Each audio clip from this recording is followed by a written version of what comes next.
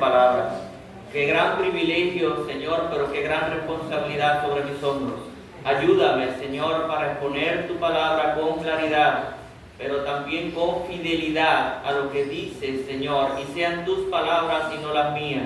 Úsame a través del poder de tu Santo Espíritu, y también con tu Espíritu Santo trae iluminación en lo que aquí se va a estar exponiendo, para que sea entendido. Abre los corazones y los entendimientos a lo que aquí se estará hablando, pero también que sea con oídos, no como oidores olvidadizos, sino como aquellos que lo llevan a la práctica para vida eterna. Gracias por este tiempo que estamos poniendo bajo tu dirección y tus manos, en el nombre de Jesucristo. Amén. Pueden sentarse, amados. Este pasaje enseña que Dios ha hablado por medio de su Hijo. Esta palabra es definitiva y completa la revelación divina de la obra de redención. La salvación es segura y cierta en Cristo, pero solo se encuentra en Él. Aunque los ángeles son por el momento seres superiores a los humanos, es el Hijo quien es superior a todos los demás, incluyendo los ángeles. Él es el único e incomparable Hijo de Dios, eterno e inmutable, triunfante en su obra y victorioso sobre todos los enemigos de Dios. Esta enseñanza nos es ofrecida a modo de una advertencia en nuestro texto, a modo pasando del argumento a las implicaciones prácticas de no creerlo y obedecerlo, que son la apostasía y la perdición. Así inicia nuestro primer verso con la expresión por tanto. Puede verlo allí. Es necesario, dice el primer verso, que con más diligencia atendamos a las cosas que hemos oído, no sea que nos deslicemos. Lo que hemos oído es el Evangelio del Señor Jesucristo. Es a lo que se refiere el autor, la palabra final y completa declarada por el Señor Jesucristo.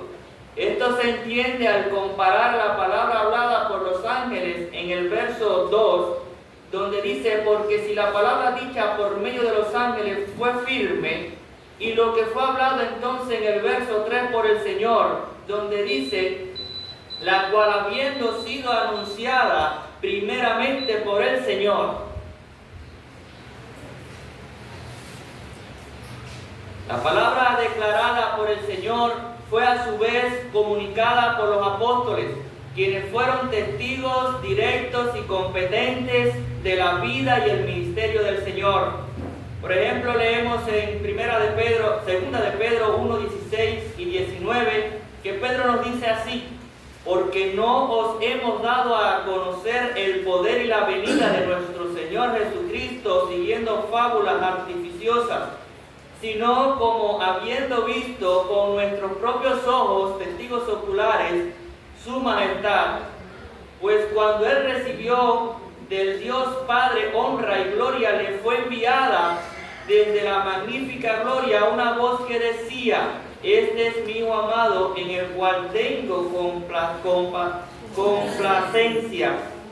Y nosotros oímos esta voz enviada del cielo, como estaba con él cuando estábamos con él en el Monte Santo. Pero voy a añadir el 19 porque tiene una connotación especial. Está recurriendo a lo que él vio y oyó, como testigo ocular y presencial de Jesucristo. Pero dice el 19, tenemos también la palabra profética más segura, es decir, las Escrituras, a la cual hacéis bien estar atento como una antorcha que alumbra en lo oscuro, hasta que el día esclarezca y el lucero de la mañana salga en vuestros corazones. Note bien cómo él llama a la palabra profética, o sea, las Escrituras, la llama más segura que su propia experiencia y testimonio personal de lo que vio y oyó. Porque si algo tuvieron cuidado ellos, es decir, las cosas que nosotros vimos y oímos no surgieron así de la nada y las estoy inventando yo. Ve a las Escrituras para que me creas. Ellas son las que confirman. Y decía Jesús a los judíos, ellas son las que dan testimonio de mí. También Juan nos dice acerca del Verbo, en cómo era Dios y estaba con Dios, y que todas las cosas por Él fueron hechas y sin Él nada fue hecho. Están testificando de la persona de Jesús, de su obra y como testigos oculares. Ahora bien, el escritor de Hebreos dice que este mensaje que fue entregado por ellos fue confirmado por Dios mediante la realización de milagros. Los milagros no son un fin en sí mismos, sino que sirvieron para autenticar que el mensaje y los mensajeros eran de Dios. Puedes ver allí en el texto, donde habla la parte de los milagros, dice en el verso 4, testificando Dios juntamente con ellos con señales, prodigios y diversos milagros y repartimientos del Espíritu Santo. Amados, aquí con señales está diciendo que estos milagros tenían un propósito. Principios de señales fue cuando Jesús comenzó a hacer un milagro que fue convertir el agua en vino. Y Juan lo llama principios de señales. Y dice que él escribió el Evangelio y todos los milagros que hizo Jesús como señales que evidenciaban y que creyéramos que Él era el Cristo, el Hijo del Dios viviente. Y que creyendo en Él tuviéramos vida eterna. Entonces los milagros sí, sanaba a las personas, sí tenía cosas muy buenas para nosotros, pero no era su fin máximo. El fin máximo de los milagros era demostrar quién era Jesús y que el mensaje venía de Dios. Es importante entender esto. Así le llama señales, pero también dice prodigios y diversos milagros. Estas diferentes connotaciones nos ayudan a entender lo que había detrás de esto. Es decir, estamos hablando de algo sobrenatural, que era primeramente una señal, que estaba indicando, lo primero es una señal, que está indicando a Dios, está apuntando a Dios. Lo segundo, dice que es un prodigio, es algo que causaba asombro, y por eso era una señal, por el asombro que causaba. Y el término milagro se refiere un poco más a la parte poderosa y dinámica en acción que se hacía. Pero fíjense que nos dice el verso que nos fue confirmada. Miren, el Evangelio, aquí lo que está hablando el autor es que este Evangelio fue autenticado primeramente por quien lo trajo, Jesús, primeramente quien lo anunció. Escuchamos de su boca por primera vez: he aquí, esto está cumplido y el reino de los cielos se ha acercado a vosotros. Fue el primero en declarar sobre sí mismo quién es: yo soy. Pero dice que también no fue confirmada por los que lo oyeron, y se está refiriendo a esos testigos oculares que anduvieron con él, a los apóstoles, a los 12 apóstoles. Se está refiriendo específicamente a ellos, y dice que no solamente esto, sino que también Dios testificó con ellos, con los apóstoles. ¿Con qué? Con señales, prodigios y milagros. Y dice, el repartimiento del Espíritu según su voluntad. En lo primero, obviamente todavía están participando la iglesia de los dones del Espíritu Santo, y son una evidencia de que Dios está detrás del mensaje por el mismo poder transformador que experimentamos en nuestras vidas y la percepción real de la presencia de Dios en nuestros corazones. También,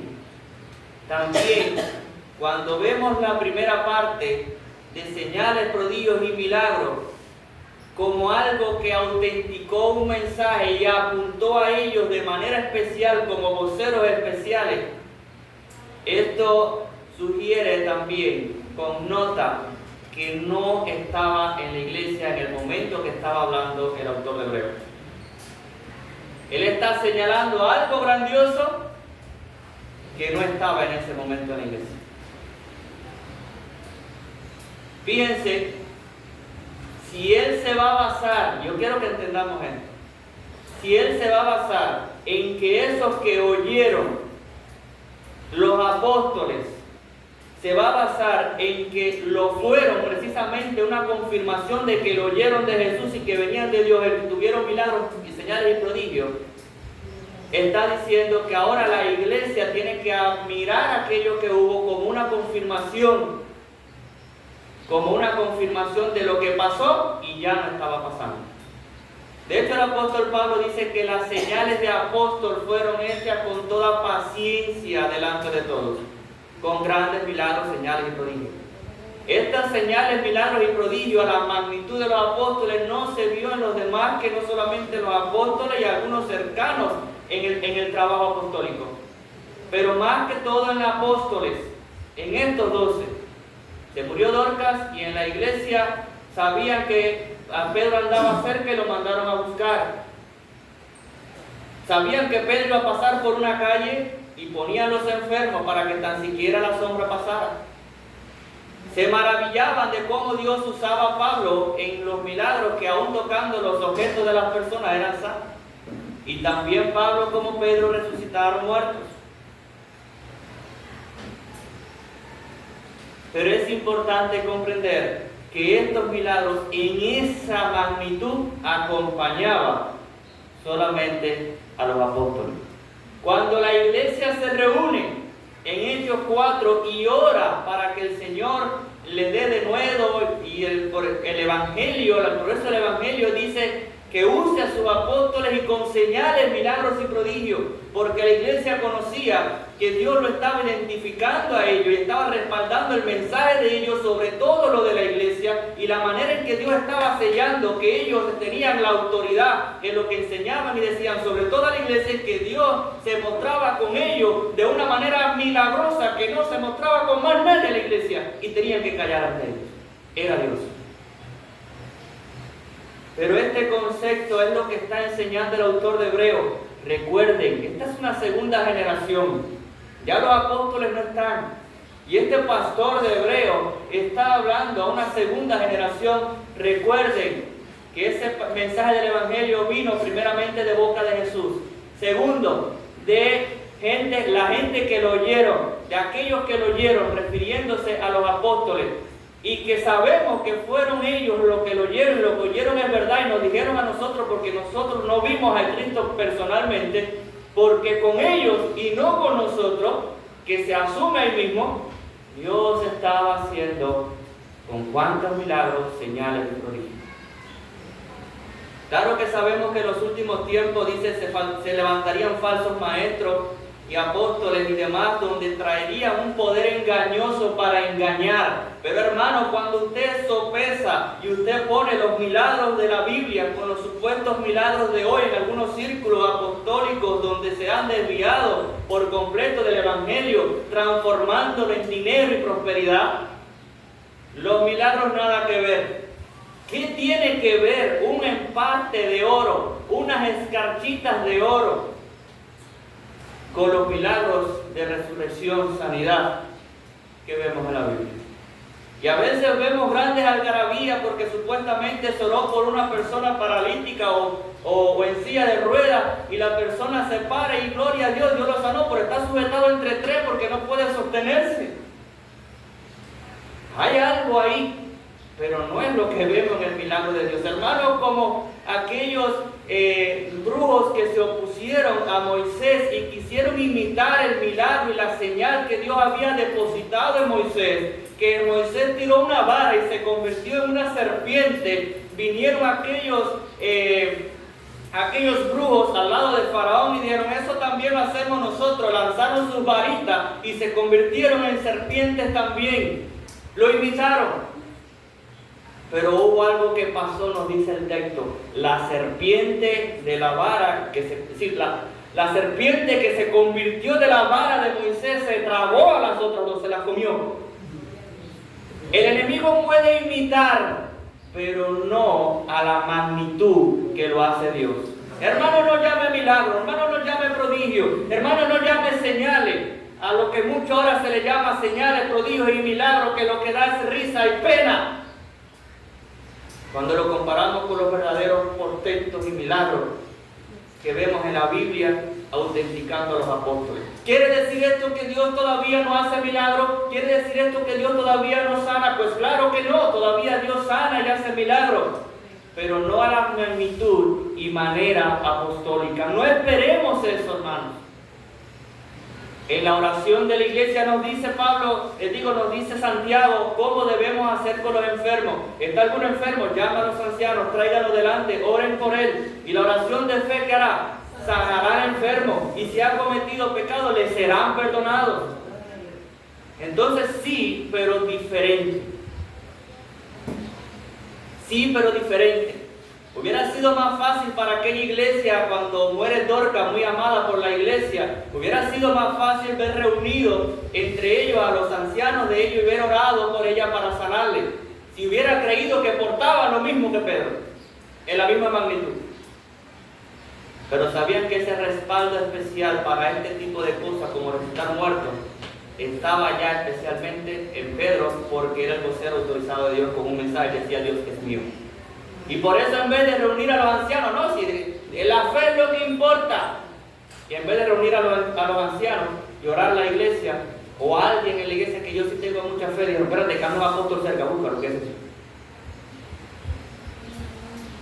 Entonces, claro que debemos esperar de Dios muchas grandes cosas, eso es cierto, pero tenemos que, porque saben, cuando hay demasiada expectativa, el enemigo se aprovecha de eso para hacernos ver como que Dios no está con nosotros en la manera que estuvo antes con la iglesia. Dios sigue estando con su iglesia hoy, ayer, hoy y por siempre. Él lo prometió y de la misma manera.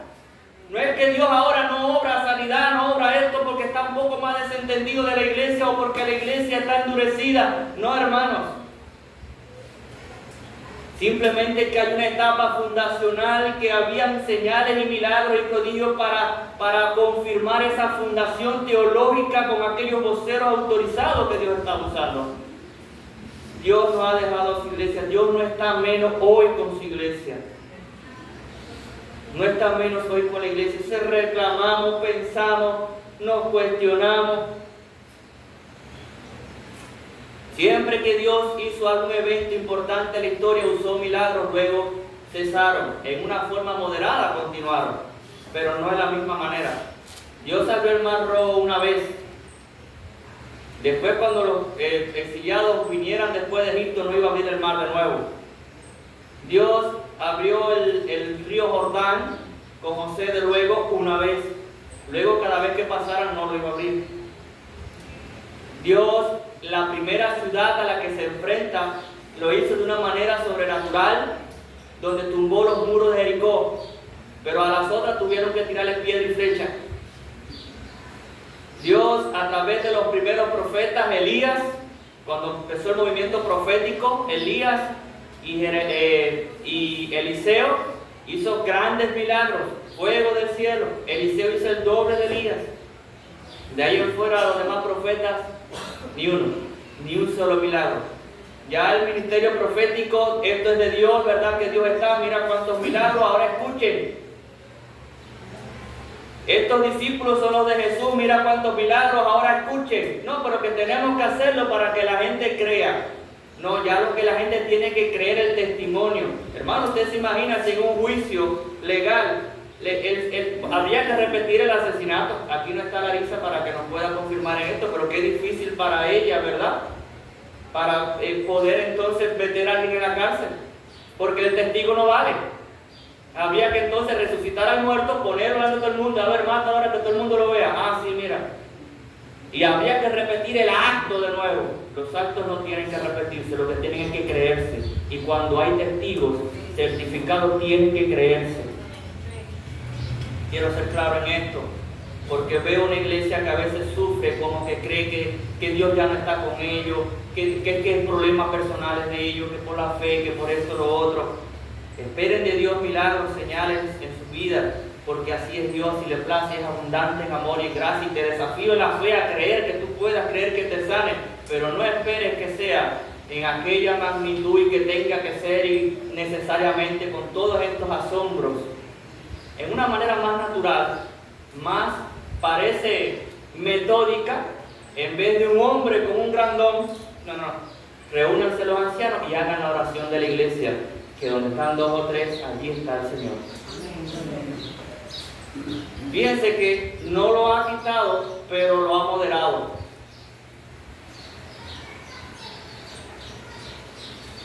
Dije que iba a predicar corto, yo me emociono.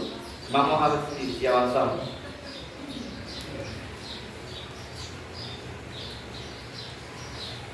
Como les vengo diciendo, este mensaje fue confirmado por Dios mediante la realización de milagros. Los milagros no son un fin en sí mismos, sino que sirvieron para autenticar que el mensaje y los mensajeros eran de Dios. Solo a través de la fe en el mensaje del Evangelio es, hermanos, que los pecadores se reconcilian con Dios. No hay otra manera de reconciliación. En Juan 14:6 dice: yo soy el camino, dice Jesús, la verdad y la vida. Nadie, absolutamente nadie, viene al Padre si no es por mí y otro más, o a través de otro más para que llegue a mí, para después llegar a Dios. No, si no es por mí, más nadie. Él solo es el mediador. No es María, no son los santos, no es el ungido, no es el profeta, no es el pastor.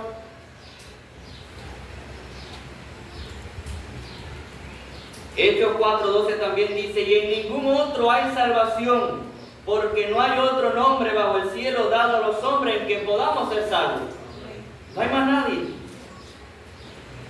Recuerdo que ese fue un pasaje que yo usé con una hermana, bueno, no sé si llamada hermana católica,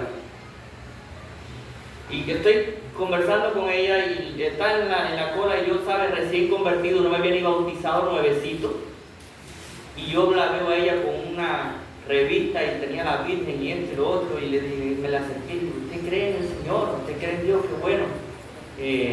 Pero ¿sabe? La Virgen no es, yo no sabía hablar, la Virgen no es la verdadera o intercesora, es Jesucristo. Aquella mujer que se veía tan amable, así, porque tenía así como un aura así de santidad, así, con un semblante tan piadoso. Yo le digo esto, yo miré la cara así, no sé qué fue, que pasó un carro, no sé, cuando miré era otra persona, era aquella una cara así, eso es lo malo de ustedes, de los fanáticos, no sé, cada cual con su fe, y todo el mundo mirándome, y yo, ¿qué? Nada, y yo, pero aguanta, fue un comentario, yo pensando, ¿no? Yo lo que me paré así es, esto no es conmigo. Y yo después me consolé porque era un nuevo convertido en las palabras que cuando somos avergonzados por el Evangelio, el Señor nos lo recompensa. Pero fíjense, sin mala intención, yo de lo más cariñoso, de lo más amable. Es solo a través de oír las palabras del Evangelio que la fe se concibe en el corazón. Hechos 14:16 nos habla de una mujer llamada Lidia, 16:14, vendedora de púrpura de la ciudad de Tiatira, que adoraba a Dios, estaba oyendo, y el Señor abrió el corazón de ella para que estuviera atenta a lo que Pablo decía. Si Dios no abre el corazón, entra por aquí y sale por acá. Y estaba oyendo, pero Dios hizo algo, nos dice el texto, le abrió el corazón para que recepcionara lo que Pablo decía. También nos dice algo similar en el capítulo 18 del mismo libro de Hechos, verso 8, y dice: y Crispo, el principal de la sinagoga, creyó en el Señor con toda su casa, y muchos de los corintios oyendo el mensaje, creían y eran bautizados. Ahora vamos a tener una cruzada, y sabemos que la manera que pueden ser salvos es oyendo la palabra del Evangelio. Romanos 10:17, otro texto más, y el que más claro lo presenta. Así que la fe, ¿por qué? Por el oír. ¿Y el oír de qué? Por la palabra de Dios. Pero fíjense, el oír dice por la palabra de Dios. La misma palabra es la que taladra el oído y llega al corazón, para que entonces el corazón la reciba. La que abre el oído es la misma palabra. Lázaro, levántate, sal fuera. Cuando él escuchó la palabra, es que eso es tremendo. Cuando se dio la palabra, fue que Lázaro pudo escuchar, porque un muerto no escucha. Cuando él dio la palabra, fue que Lázaro pudo escuchar, pararse y andar fuera. Pero la palabra inició la vida en Lázaro. Por eso nos habla Santiago de la palabra, que somos renacidos por la palabra implantada en el corazón. Ay, pero esta persona es tan buena, puede ser cristiano, lo único que le falta es ir a la iglesia. No, lo único que le falta es simplemente escuchar con fe el Evangelio. Porque lo único que salva y lo que más, nadie está más cerca del Evangelio, hermanos, entiendan esto. Nadie está más cerca del Evangelio que otros. De hecho, muchos se condenan más por estar cerca oyendo y nunca arrepentirse. Es solo la obra de la palabra en el corazón. Por esta causa el autor advierte que debemos prestar atención a la palabra dicha por el Hijo, no por ángeles, no por más nadie, por el Hijo. Debemos hacerlo con seriedad, escuchar con seriedad.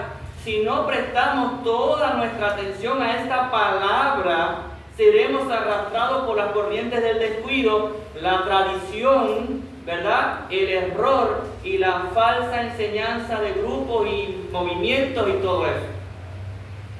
De hecho, Efesios nos lo advierte así, que estudiemos, que profundicemos, dice, para que ya no sean niños fluctuantes, llevados por doquiera por todo viento de doctrina, por estratagemas de hombres que para engañar emplean con astucia las artimañas del error.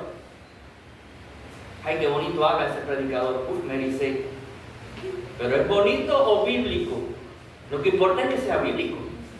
Ay, pero como me gusta lo que me dice, cuántas cosas buenas me dice. Y parece como aquel rey que dice, llega el rey de Israel y habla, de Judá, y habla con el de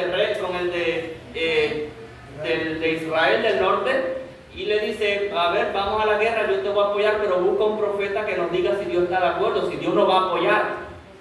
Y él dice, y buscó una pila de profetas, y todos los profetas que buscó el rey fue su camarilla de profetas que le decían al rey, le arrancaban el piojillo, y le decían todo que Dios está contigo, Dios te ama, Dios va a acabar con todo el mundo. Y uno cogió y se puso notable y empezó a fajar. En el cielo otra escena. Está Dios sentado, dice que estaban presentados delante de Dios los hijos de Dios, se refiere a los ángeles, y dice Dios, ¿quién irá por nosotros para engañar al rey? Y se paró un espíritu en medio y dijo, yo iré. Y fue dado un espíritu de error, que vino y confundió a los profetas, y vinieron diciéndole al rey. Ellos creían que estaban profetizando de parte de Dios. De hecho, más adelante en la historia nos damos cuenta de esto, porque entonces dice, qué bonito, mira cómo todos hablan y todo esto, pero dice el rey del sur, pero no hay otro más que hable. Hay uno, pero no me gusta lo que él dice. Bueno, pero hay que escucharlo, traen. Y lo traen. Y entonces él dice, si vas a morir. Van a morir, Dios lo va a entregar en las manos de Dios. En ese momento, yo sabía, por eso yo no lo quería. No me gusta ese pastor, no me gusta cómo predica. Me gusta uno que me diga que cosas positivas, cosas fáciles, ligeras. Eso de cosas profundas de la fe, no. Cosas que me hagan sentir bien, relajado. Cosas buenas. Y que siempre que yo soy el bueno, yo no soy pecador, no me confronte, ¿verdad? Esa parte, no me llame. Yo sabía que esto iba a decir mal. Entonces, el profeta de los que estaban engañando, fíjense si no sabía que se le acerca a Miqueas y le bofetea. Dice, ¿de dónde se fue el Espíritu Santo de mí para hablarte a ti? Y le dijo, cuando tú estés huyendo de cámara en cámara, te vas a ver. En otras palabras, cuando suceda lo que yo he dicho, te vas a dar cuenta que tú estuviste equivocado. Hermanos, y ahí estamos viendo la palabra, cómo está advirtiendo de falsos maestros. Dice que se amontonarían multitudes porque habiendo desechado la verdad, se amontonarían multitudes por la mentira, pero era como un juicio de Dios, como que Dios permitía y los entregaba al error. Y donde Satanás haría milagros para confundir. Debemos leer y meditar sobre el Evangelio, y cuando hablo del Evangelio hablo del mensaje de Cristo, que es de lo que trata toda la Biblia. Implica el estudio profundo de todas las Escrituras, centrado en las buenas noticias de que en Cristo hay perdón de pecados y hay perdón de pecados en su nombre para salvación. Debemos aprovechar también el ministerio público del Evangelio, el culto de la iglesia para aprender. Esos videos que se ponen con estudios, ¿verdad? Las predicaciones, tenemos que aprovecharlo para aprender. Porque, hermanos, alejarse del Evangelio, cualquiera sea la razón, predicar un Evangelio diferente, suavizarlo, confundirlo o no comprenderlo a profundidad, es un indicativo en las Escrituras de apostasía. Apostasía es cambiar de religión. Muchos, creyendo ser cristianos, han cambiado la religión. 2 Timoteo 1:4 nos dice: te encarezco delante de Dios y del Señor Jesucristo, que juzgará a los vivos y a los muertos en su manifestación y en su reino, que prediques la palabra, que instes en tiempo y fuera de tiempo, redarguye, reprende, exhorta con toda paciencia y doctrina, porque vendrán tiempos cuando no sufrirán, les pesará escuchar la sana doctrina. Dice, sino que teniendo comezón de oír, se amontonarán maestros conforme a sus propias concupiscencias y apartarán de la verdad el oído y se volverán a las fábulas. Ay, hermano, estos sermones y predicaciones que tú ves, que es más un recuento de una experiencia personal que tuve, de un sueño, de esto y de lo otro, y no de la palabra, una exposición de la palabra. Por último, amados, en el texto nos habla de las consecuencias de no hacer caso a la palabra hablada por el Hijo.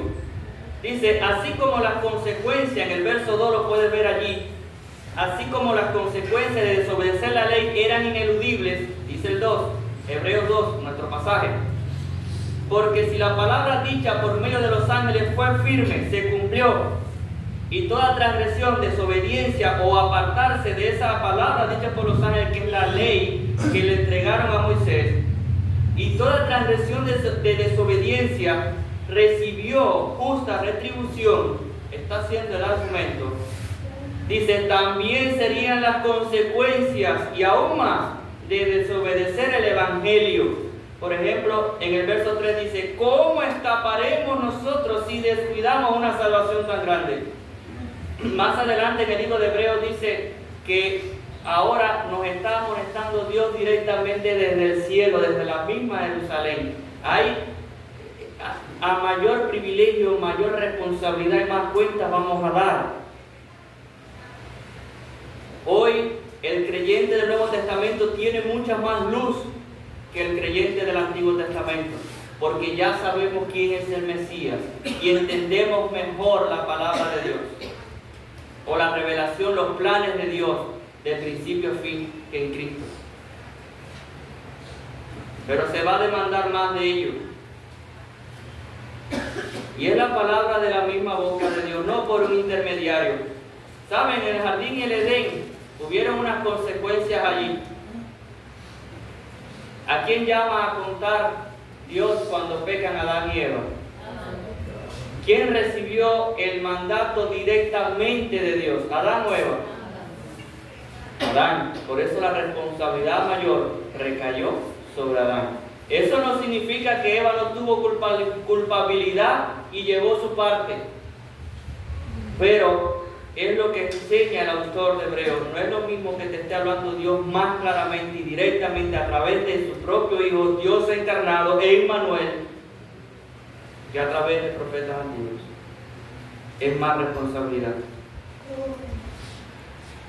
Segunda de Tesalonicenses 1 del 7 al 9 dice, y a vosotros que sois atribulados, daros reposo con nosotros, cuando se manifieste el Señor Jesús desde el cielo con los ángeles de su poder en llama de fuego, para dar retribución a los que no conocieron a Dios ni obedecen el Evangelio de nuestro Señor Jesucristo, llamado a la obediencia del Evangelio. Arrepentíos y creed en Cristo y solo en Cristo para salvación, y vuélvanse a Dios, los cuales sufrirán pena de eterna perdición y excluidos de la presencia del Señor y de la gloria de su poder.